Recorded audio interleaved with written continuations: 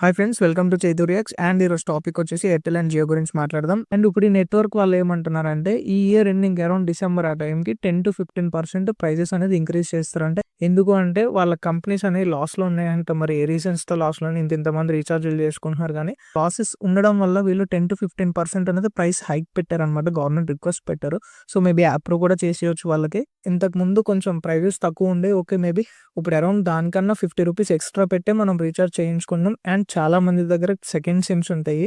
First SIM మనం ఎట్లైనా compulsory recharge చేసుకోవాలి. అండ్ సెకండ్ సిమ్ కూడా మినిమం అదే రీఛార్జ్ పెట్టేశారు కాబట్టి సచ్చినట్టు అది చేయించుకోవాలి. ఇఫ్ ఇన్ కేస్ మనం స్కిప్ చేసినా 1 మంత్ స్కిప్ చేసుకున్నా మళ్ళీ చేయించుకోవాలి, యూజ్ ఉన్నా లేకపోయినా సరే. అండ్ నెక్స్ట్ వచ్చేసి అందరి ఇంట్లలో వైఫై ఉంటుంది. వైఫై పెట్టుకొని మళ్ళీ ఎక్స్ట్రా 1.5 GB పర్ డే 2 సిమ్లకు రీఛార్జ్ చేసుకొని, అండ్ అది ఫ్యామిలీ అంతా ఒక 4 మెంబర్స్ ఫ్యామిలీ ఉన్నారనుకుందాం. సో ఓవరాల్‌గా చూసుకుంటే ఎంతవరకు రీచార్జ్ మన దగ్గర ఎళ్తుంది. సో అట్లా ఎంత నెట్వర్క్ ఉంది, ఎన్ని కోట్ల బిజినెస్ ట్రాన్సాక్షన్ ₹50 ఇంక్రీజ్ చేసినందుకే వాళ్ళకి ఎన్నో కోట్లొచ్చుంటాయి. మేబీ ఇప్పుడు ఇంకా ప్రైజెస్ 10-15% ఇంక్రీజ్ చేస్తానంటున్నారు. దీని మీద మీ ఒపీనియన్ ఏంటో కామెంట్ చేయండి. అండ్ నెక్స్ట్ ఇంకొక టాపిక్ వచ్చేసి ఏంటంటే అందరూ మర్చిపోయి ఉంటారు దీని గురించి. మినిమమ్ అంటే ఓన్లీ ఇన్‌కమింగ్ కాల్స్ రావడానికి మినిమమ్ ఒక ₹30-50 ప్రైస్ రేంజ్‌లో మినిమమ్ రీచార్జ్ బిలో 100 అనుకుందాం ఫర్ ఎగ్జాంపుల్. ₹100 లోపల మినిమమ్ ఇన్‌కమింగ్ కాల్స్ వచ్చేలాగా ఒక రీఛార్జ్ ఇస్తానన్నారు అన్ని నెట్వర్క్స్. బట్ ఇప్పటి వరకు దాని గురించి ఎవ్వరు మాట్లాడలేదు. అరౌండ్ జనవరి, ఫిబ్రవరి లాస్ట్ ఇయర్ ఆ టైంకి మాట్లాడారు. బట్ ఇప్పటి వరకు అది రాలేదు.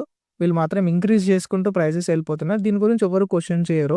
And next okay, Jio and Airtel prices increase చేస్తారు. అండ్ వడా కూడా దీంతో పాటు ఇంక్రీజ్ చేసేస్తుంది. నెక్స్ట్ ఏమనుకుందాం, గవర్నమెంట్‌ది బిఎస్ఎన్ఎల్ కొంచెం అది కూడా 5G వచ్చింది కదా, ప్రైజెస్ కూడా తక్కువ ఉంటాయి కదా, దానికి షిఫ్ట్ అయిపోదామని చాలామంది పోర్ట్ పెట్టేసుకుంటారు. మరి ఆ పని చేయకండి. ఎందుకు అంటే ప్రెజెంట్ అది ఇంకా డెవలప్‌మెంట్ ఉంది. 4G ప్రెజెంట్ వచ్చింది. 5G ఇంకా అన్ని ఏరియాస్‌లో రావడానికి చాలా టైం పడుతుంది. అండ్ 4G కూడా అంతంత మాత్రాన అవుతుంది తప్ప ఫుల్‌ఫిల్‌గా అవ్వట్లేదు. అండ్ సాటిస్ఫై అవ్వలేరు మీరు. ఎందుకంటే ఇప్పుడు 5G బాగా అందరికి అలవాటు అయిపోయింది. 4G వాడాలంటే చాలా కష్టం అది. సో బ్లైండ్‌గా పోర్ట్ పెట్టేసుకొని మళ్ళీ 90 డేస్ ఇబ్బంది పడి మళ్ళీ బ్యాక్ రావాలంటే చాలా ఇబ్బంది. సో ఆలోచించుకొని చేయండి. ఏదైనా నెట్వర్క్ చేంజ్ అయినా రీచార్జ్ చేసుకునే ముందన్నా సరే. సో మల్టీ సిమ్స్ ఎవరైతే వాడుతున్నారో వాళ్ళు కొంచెం తగ్గించుకుంటే బెటర్ ప్రొటెక్షన్ చేసుకున్నట్టుంటది, అన్ని సిమ్స్ రీచార్జ్ చేసుకోకుండా.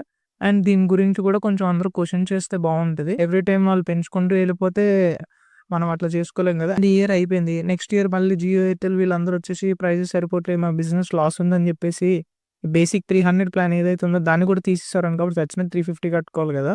ఒకసారి ఆలోచించండి మీరు కూడాను. మనం అన్ని సిమ్లు అన్ని నెట్వర్క్లు వాడేంత వరకు వాళ్ళ బిజినెస్ లాగా. ఈ వీడియో మీకు నచ్చినట్టయితే లైక్ చేయండి, షేర్ చేయండి, సబ్స్క్రైబ్ చేయండి. Thank you friends, bye. Useful అనుకుంటే షేర్ చేయండి.